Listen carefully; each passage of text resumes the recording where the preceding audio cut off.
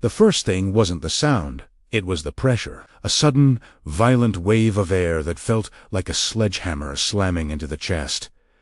Then the lights died. Silas lay in the absolute, suffocating dark of the number 4 shaft, tasting copper and coal dust on his tongue. He reached for his radio, his hands shaking uncontrollably, but there was only static. 40 years of dodging the mountains, wrath had come down to this single heartbeat. He wasn't just trapped, he was buried alive, and the oxygen scrubber on his belt was already ticking down. The alarm clock on the bedside table didn't buzz.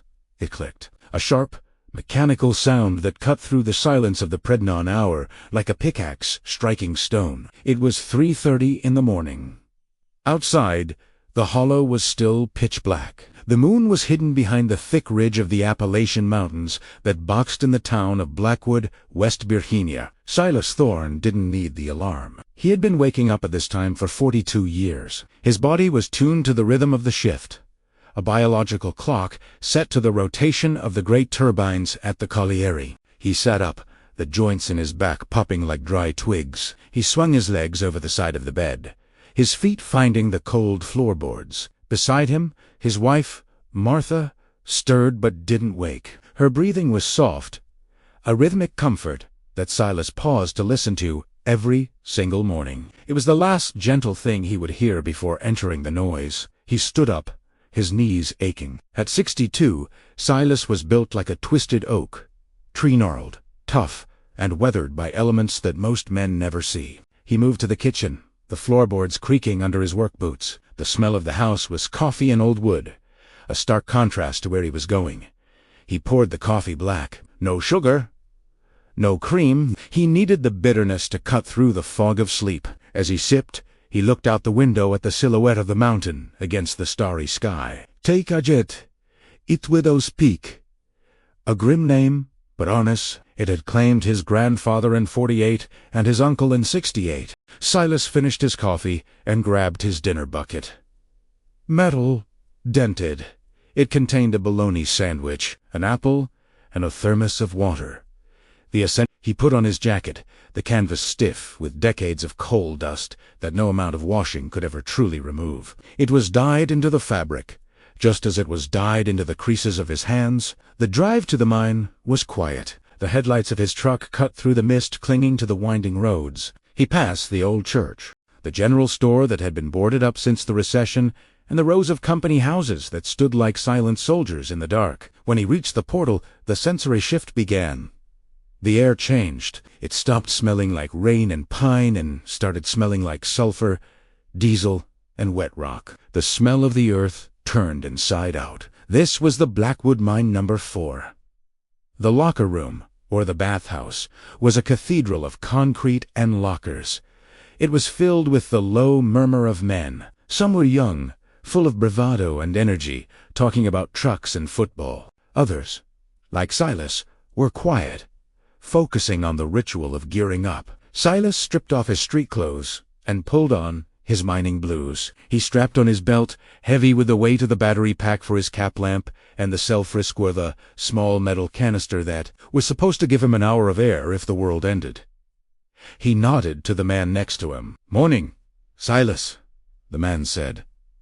It was Caleb, a red hat, a rookie. The boy couldn't have been more than 20. His face was clean, his eyes bright. He hadn't seen enough darkness yet to dim them. "Morning, son," Silas rumbled, his voice gravelly from years of breathing dust.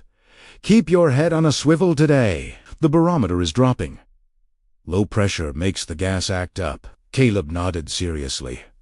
He respected the old-timers. He knew that the gray in Silas's beard was earned by surviving shifts that killed lesser men. They walked together toward the cage, the massive elevator that would drop them 800 feet straight down. The cage rattled as they stepped in. 30 men, shoulder to shoulder. The gate clanged shut. There was a moment of suspension, a heartbeat where they were still part of the surface world.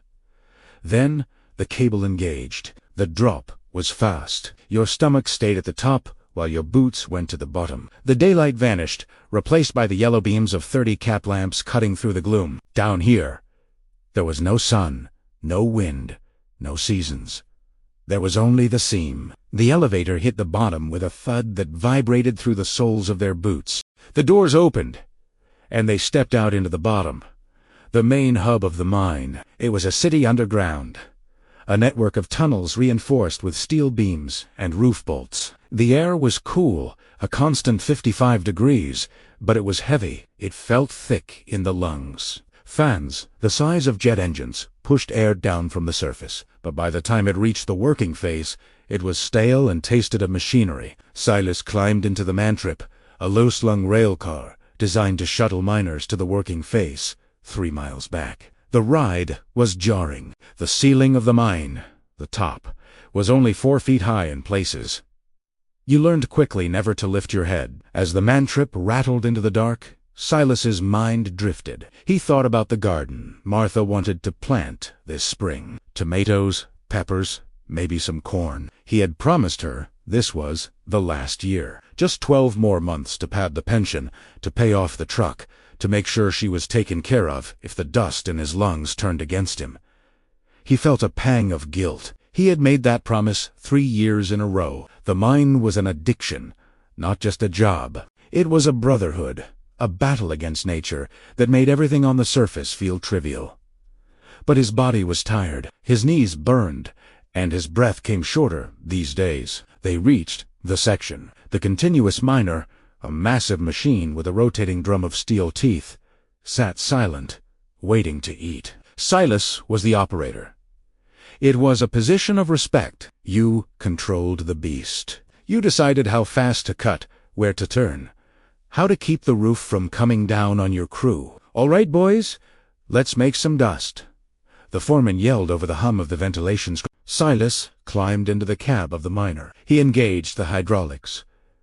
The machine roared to life. The drum spun water sprays, hissing to keep the dust down. He drove the teeth into the face of the coal seam.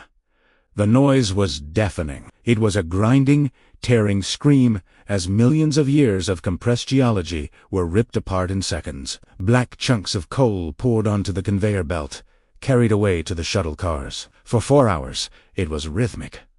Cut, load, bolt the roof.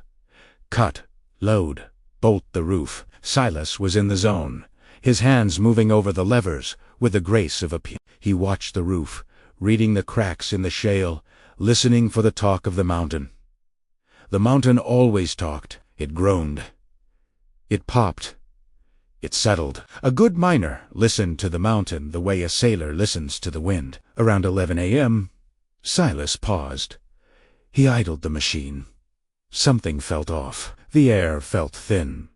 He looked at the methane monitor on his rig. It was reading 0.8%.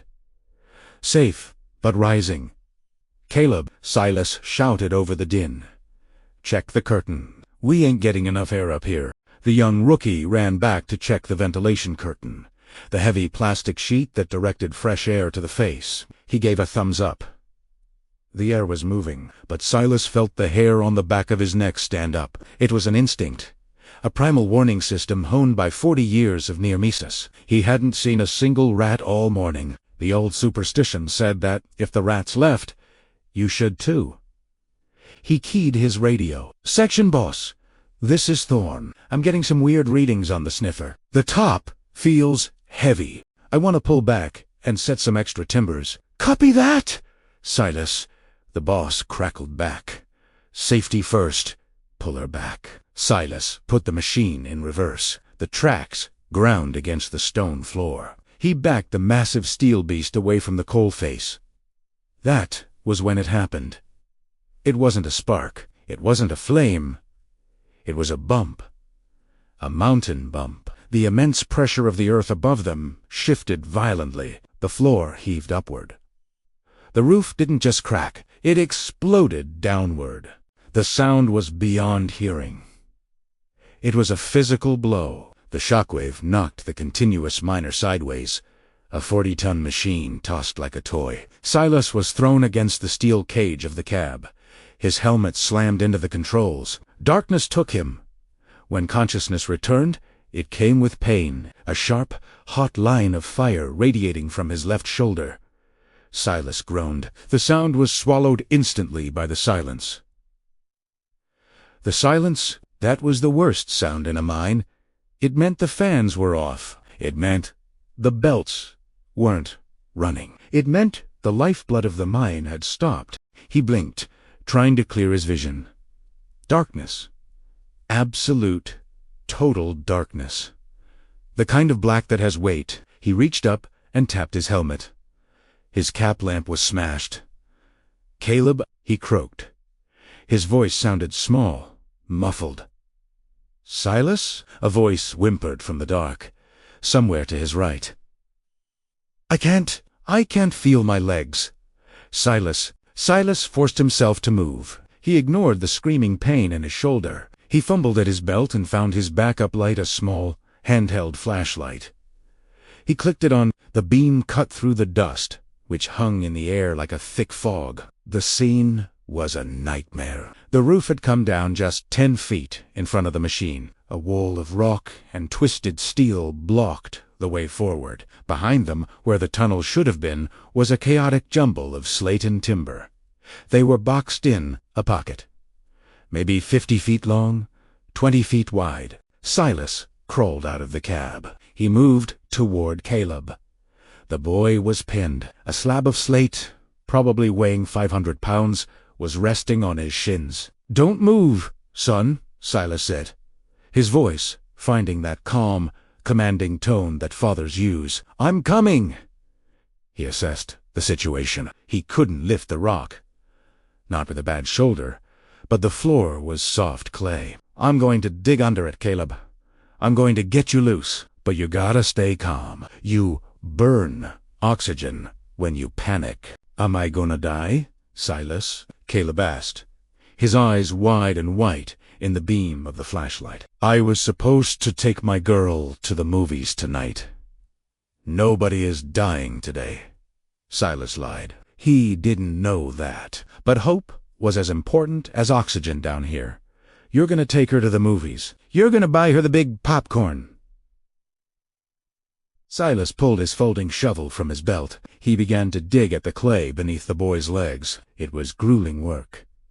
The air was getting warmer. The ventilation was gone, and the heat from the earth was creeping in. He dug for what felt like hours. Every movement sent jagged bolts of pain through his shoulder. He grit his teeth, sweat stinging his eyes. He thought of Martha. He thought of the unfinished deck on the back of the house. He thought of the sunlight hitting the kitchen table. "All right," Silas grunted. "I think I got enough clearance. On 3, I want you to pull. 1, 2, 3. Caleb screamed, a raw, tearing sound, but he pulled. His legs slid free. He dragged himself backward, panting, tears streaking the cold dust on his face. Silas collapsed beside him, chest heaving. He checked his watch.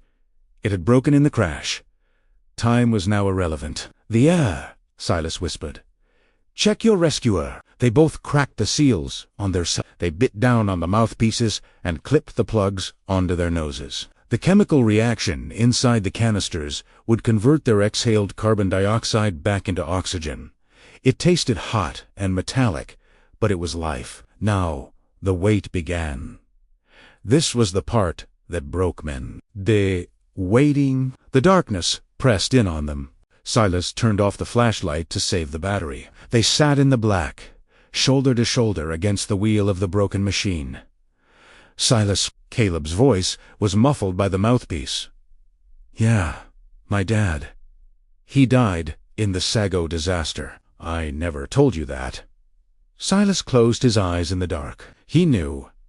Everyone knew. He was a good man, Caleb. Strong. "Why do we do it?" Caleb asked. "Why do we come down here?" Silas thought for a long time. The heat was oppressive now. Because it keeps the lights on. Sun. Because it puts food on the table. And because the mountain is in our blood. It's hard to explain to people on the surface, but dun, you know who you are. You know who your brother is. Silas felt his mind drifting. The oxygen mix was keeping him alive, but the carbon dioxide levels in the ambient air were likely rising. He started to see things in the dark.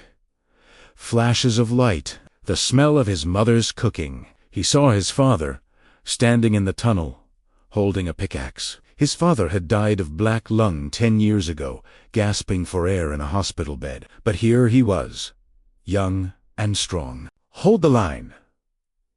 "Silas," the vision seemed to say, "don't let the boy fade."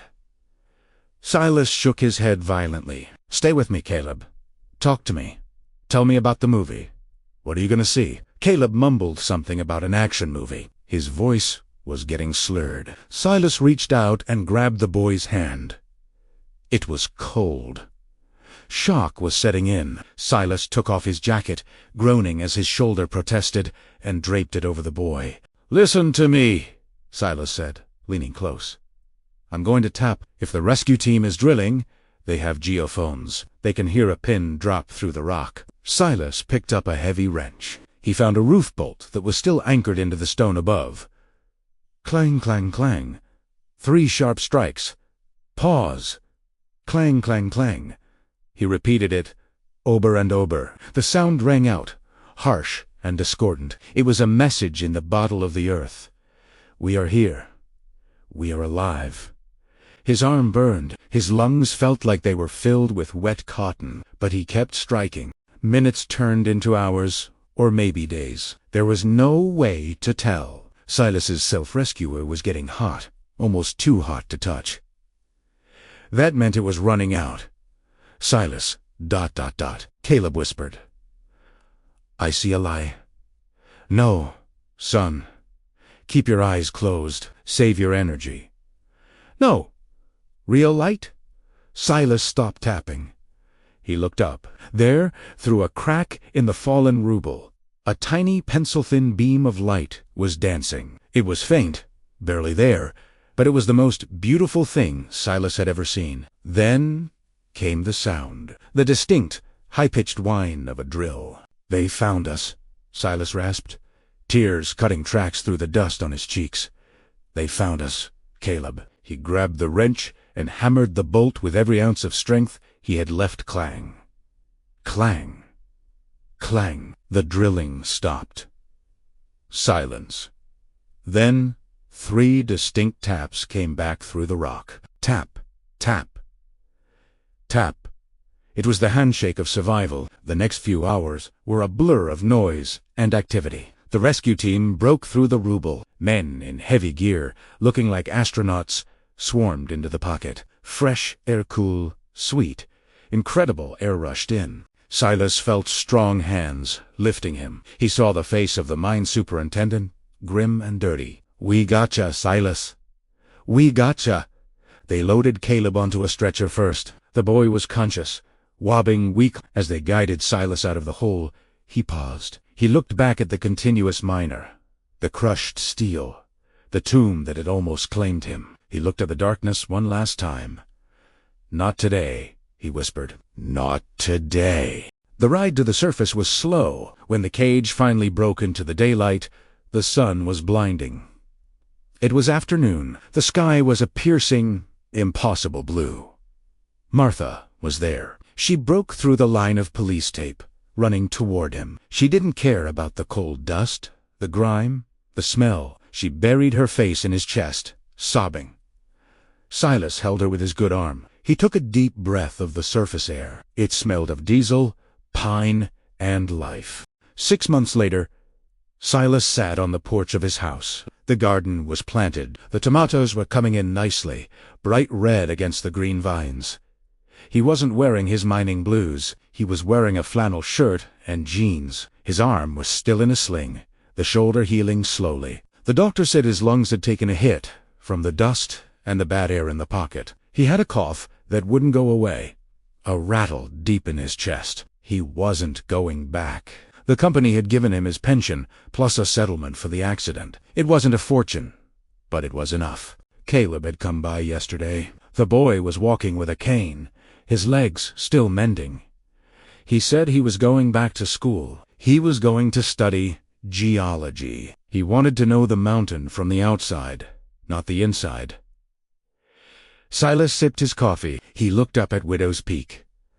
The mountain stood silent, imposing, indifferent to the lives it swallowed and the lives it spared. He had spent 40 years fighting that mountain, taking its treasure, surviving its traps. He realized now that you never really beat the mountain. You just survive it long enough to pass the torch. Martha came out onto the porch, wiping her hands on a towel. She sat beside him, resting her head on his shoulder. "What are you thinking about, Silas?" she asked softly. Silas looked at his hands. The coal dust was gone from the surface, scrubbed away by months of retirement. But if you looked close, deep in the calluses, the black lines remained. A permanent tattoo. "I was just thinking," Silas said, watching a hawk circle the thermal currents above the ridge. "I was thinking that the air tastes sweeter when you know what it's like to run out of it." He took her hand. The sun dipped below the ridge, casting long shadows over the hollow. The mine whistle blew in the distance, signaling the end of the day shift. Silas didn't flinch. He just listened, and for the first time in 40 years, he didn't have to answer.